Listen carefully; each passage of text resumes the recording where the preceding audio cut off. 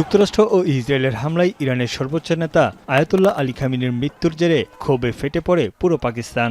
লাহোর, ইসলামাবাদ, করাচি, গিলগিট বালতিস্তান সহ প্রায় সব শহরেই মার্কিন দূতাবাসের সামনে বিক্ষোভ করেন শত শত মানুষ। এক পর্যায়ে দূতাবাসে হামলা ও ভাঙচুর চালায় আন্দোলনকারীরা। দেয়াল টপকে এবং গেট ভেঙে দূতাবাস ভবনে প্রবেশের চেষ্টা করে তারা।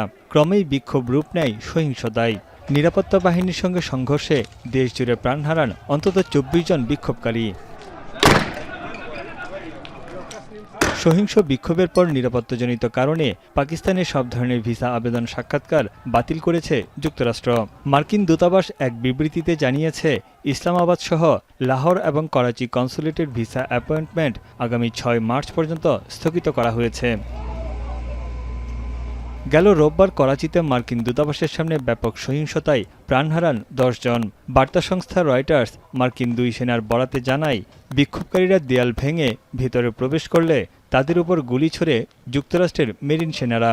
স্থানীয় হাসপাতাল জানিয়েছে, হতাহতদের বেশিরভাগই গুলিবিদ্ধ ছিল।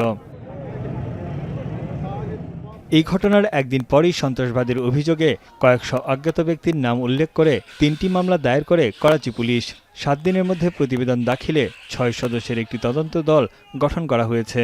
মামলায় অভিযোগ, মার্কিন দূতাবাসের ভবন ভাঙচুর, পুলিশ পোস্টে অগ্নিসংযোগ এবং দূতাবাসের আশপাশে গুলি।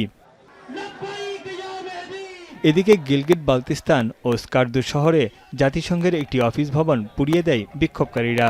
বিশাল মিছিল নিয়ে দূতাবাস ঘেরাও করতে গেলে পুলিশের সঙ্গে সংঘর্ষে জড়ায় শত শত বিক্ষোভকারী। পরিস্থিতি নিয়ন্ত্রণে গিলগিট, স্কার্দু ও শিগার জেলায় বুধবার পর্যন্ত জারি আছে কারফিউ। মোতায়েন করা হয়েছে সেনাবাহিনী। ইরানে হামলার নিন্দা এবং খামেনির মৃত্যুতে সমবেদনা জানিয়েছেন পাকিস্তানের প্রেসিডেন্ট আসিফ আলী জারদারি। সংসদের ভাষণে তিনি বলেন, মধ্যপ্রাচ্যের চলমান পরিস্থিতি নিয়ে পাকিস্তান গভীর উদ্বিগ্ন।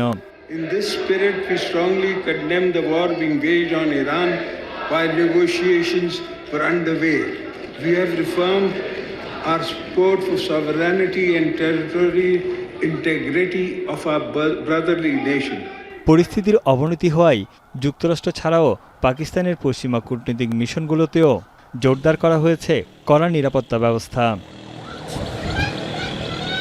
তানভীর জানি, এখন বিশ্ব। ৩৪, ৩৫ সানবিট ১ চামচে ৩০+ বাসন পরিষ্কার।